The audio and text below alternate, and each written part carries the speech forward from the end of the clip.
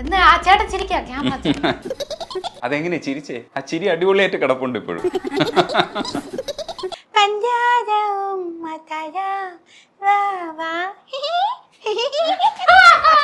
ഡബിങ്ങിന് സാധ്യത ഉണ്ടായിരുന്നു. പശുവിന്റെ കേസിൽ തന്നെ അതൊരു കുറച്ചുകൂടെ ഗട്ട്സ് വേണ്ട ഒരു പരിപാടിയല്ലേ? ഇപ്പൊ ആലോചിക്കുമ്പോ അതൊരു മണ്ടത്തരായിരുന്നു. ശരിക്കും ഞാൻ വിചാരിച്ചില്ല അങ്ങനെ ഒരു ആൻസർ. അങ്ങനെ പറയാ, അങ്ങനെ പറഞ്ഞൂടെ? ഏത് കാര്യത്തിനാണ് കൂടുതൽ? അത് ഞാൻ അമ്മ വന്നിട്ട് പറയാം. ശരിക്കും പാട്ട് പഠിക്കാത്തതിന്റെ കാരണം അമ്മ പഠിപ്പിക്കുന്നതുകൊണ്ടാണോ? എന്നാ അച്ഛൻ്റെ അടുത്ത് പഠിച്ചൂടെ? അമ്മയുടെ അടുത്തേ പഠിച്ചില്ല, അച്ഛൻ്റെ അടുത്ത് ആരെങ്കിലും.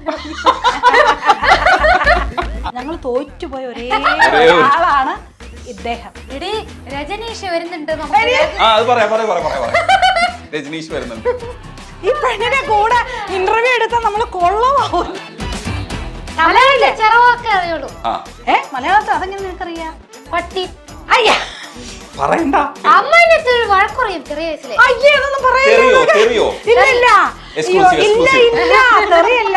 ശിവാംഗി കൃഷ്ണകുമാറാണ് നമുക്കിപ്പോൾ ഉള്ളത്. ഹായ് ശിവാംഗി. ഹായ്. ശിവാംഗി ആലിയ ഭട്ടിനെ പോലെ ഉണ്ടോ ഇപ്പോ ക്യാമറയിൽ നോക്കി? അറിയില്ല. ആലിയ ഭട്ടിനെ ഭയങ്കര ഇഷ്ടമാണോ ശിവാംഗി? ഭയങ്കര ഇഷ്ട. അപ്പൊ ഈ ക്യാമറാമാനോട് പറഞ്ഞോ ആലിയ ഭട്ടിനെ പോലെ ആക്കി തരാൻ വേണ്ടിട്ട് ആംഗിളൊക്കെ മാറ്റിയിട്ട്? അതാ ആംഗിളൊക്കെ മാറ്റാൻ ട്രൈ ചെയ്തു. പക്ഷെ ഇന്നെന്താ ദിവസം ഇങ്ങനെയാ, ഫുൾ ഫേസും വന്ന് ഇത് ക്യാമറ ഫേസ് ആയതുകൊണ്ട് പറവാല്ലോ. പക്ഷെ ഒരു സൈഡ് ആരെ പോലെയാ അപ്പോ? ബിന്നി കൃഷ്ണകുമാറിനെ പോലെ? ഇല്ല, അതെന്താന്നറിയോ, എന്റെ ഒരു സൈഡ് ഓഫ് ദ മൂഞ്ചിരിക്കുന്നല്ലേ, അത് വന്ന് കുറച്ച് ഒരുമാതിരി നല്ല സ്ലിം ഉണ്ടാവും. ഈ സൈഡ് കുറച്ച് കവിള് ചാടിയതാ. സോ അതുകൊണ്ട് ഞാൻ എപ്പോ ഫോട്ടോ എടുക്കുമ്പോ കൂടെ ഇങ്ങനെയാ ഞാൻ കൊടുക്കുള്ളൂ, അവിടെ ഞാൻ ഇങ്ങനെയാ കൊടുക്കുള്ളൂ. പക്ഷെ ഇപ്പോ ഇത് ആംഗിൾ ഇങ്ങനെ ആയതുകൊണ്ട് ശരി പറവല്ലോ. ഇവിടെ തൽക്കാലം ക്ഷമിച്ചു.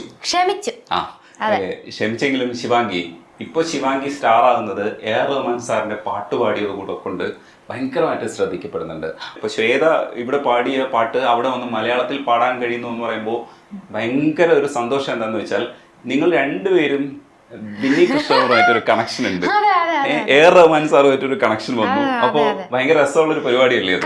കറക്റ്റ്. അതായത് ചെറിയ വയസ്സിൽ കൂടെ ഇങ്ങനെ നടക്കുന്നു ഞാൻ ആലോചിച്ചില്ല. അങ്ങനെ ഇരിക്കുമ്പോ ശ്വേത ചേച്ചിയാണോ എനിക്ക് മുമ്പേ അമ്മയുടെ അടുത്ത് പഠിക്കാൻ തുടങ്ങിയത്. ഞാൻ ഇന്ത്യ വரைக்கும் പഠിക്കാൻ തുടങ്ങിയിട്ടില്ല. കണ്ടിപ്പാ അതിനെ പറ്റി ഒരു ക്വസ്റ്റ്യൻ വെച്ച്. അതെ, അത് തീർച്ചയായിട്ടും ഉണ്ട്, അത് വരും. ശ്വേത ചേച്ചി പാടിയ പാട്ട് എനിക്കൊന്ന് ദിടീർന്ന് ഒരു ദിവസം കോൾ വന്നു. ഇവിടുന്ന് 10 മിനിറ്റേ ഉള്ളൂ റഹ്മാൻ സാറിന്റെ സ്റ്റുഡിയോ കോടമ്പാക്കത്തില്, പഞ്ചതൻ റെക്കോർഡിങ്. സോ അവിടെ പോയിട്ട് വാട്ടർ പാക്കറ്റ് ഓൾറെഡി അതൊന്ന് ഹിറ്റായിരുന്നു. വാട്ടർ പാക്കറ്റ് സോങ്ങിന്റെ മലയാളം പാടാൻ വരുമോന്ന് ചോദിച്ചു. അപ്പൊ ഞാൻ വരാൻ പറഞ്ഞിട്ട് കഴിച്ചോണ്ടിരുന്നു. കഴിക്കുന്നെല്ലാം നിർത്തിയിട്ട് ഞാൻ ഓടിപ്പോയി. അതെ, അന്ന് അമ്മ അപ്പാവും ഊരിലില്ല, അവര് ഒന്ന് ട്രിവാൻഡ്രത്തിൽ ഒന്ന് കച്ചേരിയിലുണ്ടായിരുന്നു. അപ്പൊ എന്റെ ബ്രദർ അവിടെ വണ്ടിയെല്ലാം പോവില്ല, ഭയങ്കര സ്മോൾ റോഡ്. അപ്പൊ ഞങ്ങള് രണ്ടുപേരും സ്കൂട്ടിയിൽ പോയിട്ട് അവനെ ഡ്രോപ്പ് ചെയ്ത് തിരിച്ച് വീട്ടിൽ വന്നു. നമുക്ക് രണ്ടുപേരും പാടാം.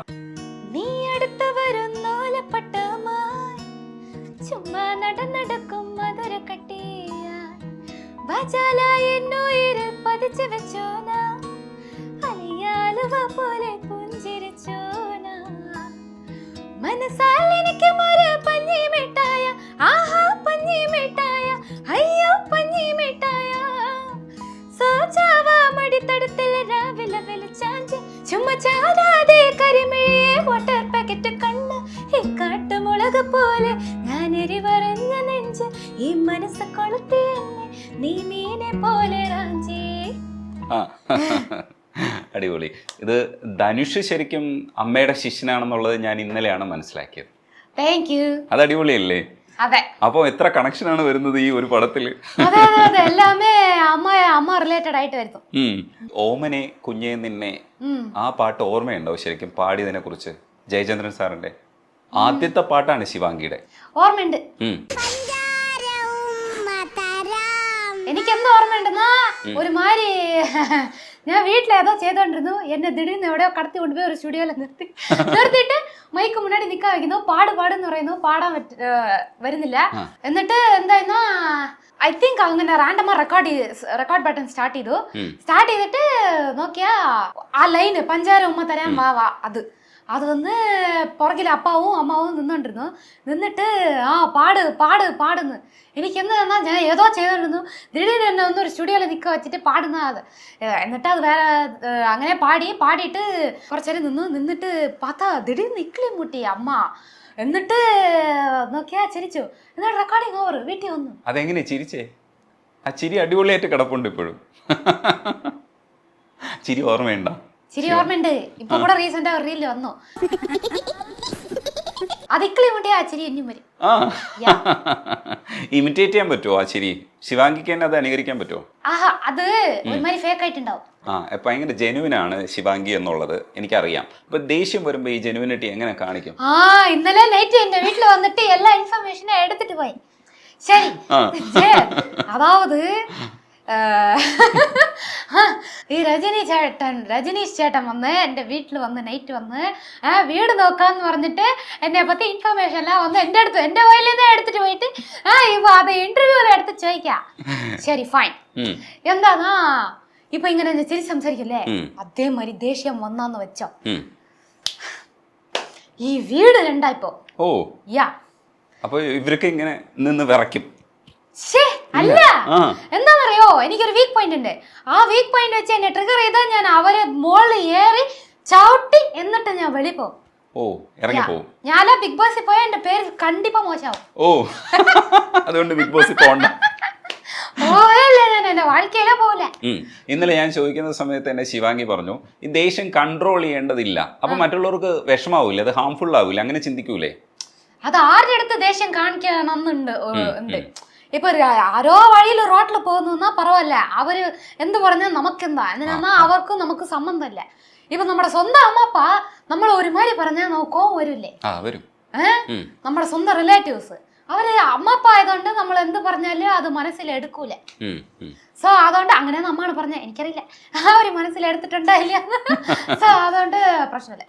ഇപ്പൊ ശിവാംഗി എല്ലാവരും ഇഷ്ടപ്പെടുന്നതിന്റെ പ്രധാനപ്പെട്ട കാരണം എന്ന് പറയുന്നത് ഞാൻ മനസ്സിലാക്കിയത് ഭയങ്കര ജെനുവിനാണ്. പക്ഷേ ആ സമയത്ത് ഈ ദേഷ്യം കൺട്രോൾ ചെയ്യേണ്ടതില്ല എന്നുള്ളൊരു അഭിപ്രായമുണ്ട് ശിവാംഗി. കൺട്രോൾ ചെയ്യേണ്ടതില്ല. എന്തിനാ ഇപ്പോ ഈ ദേഷ്യമെല്ലാം നമ്മുടെ ഉള്ളിൽ വെച്ച് എന്താ ചെയ്യാൻ പോകുന്നത് പറ? നമ്മുടെ ഉള്ളിൽ വെച്ചാ അത് ഒരുമാതിരി നമ്മുടെ ബോഡിയിൽ എവിടെങ്കിലും പോയി സ്റ്റോറായി ക്യാൻസർ ഒരിക്കലും വരാനുള്ള വായ്പുണ്ട്. അതുകൊണ്ട് എല്ലാവരും ഏതർ തെറപ്പി പോകുന്നത്, അല്ലെങ്കിൽ ഈ ഐസ് വാട്ടറിൽ കുളിക്കുന്നത്, എന്നിട്ട് ഈ അക്യുപഞ്ചർ അതൊക്കെ ചെയ്യുന്നത് എന്തിനാ? നമുക്കൊരുമാതിരി വേദന വരും. വേദന വന്നിട്ട് നമ്മൾ മനസ്സങ്കടം വരും. മനസ്സങ്കടം വന്ന് ഡിപ്രഷൻ വരും. ഉടനെ ഡോക്ടർ എന്ത് പറയും? ഇതെല്ലാം ചെയ്യുന്നു പറയും. അതിന് ചെയ്യുന്ന പോലെ നമ്മൾ ദേഷ്യം കാട്ടിട്ട് അങ്ങനെ നിമ്മതിയെ പടുത്ത് ഉറങ്ങിയാ പോരെ. അതാണ്.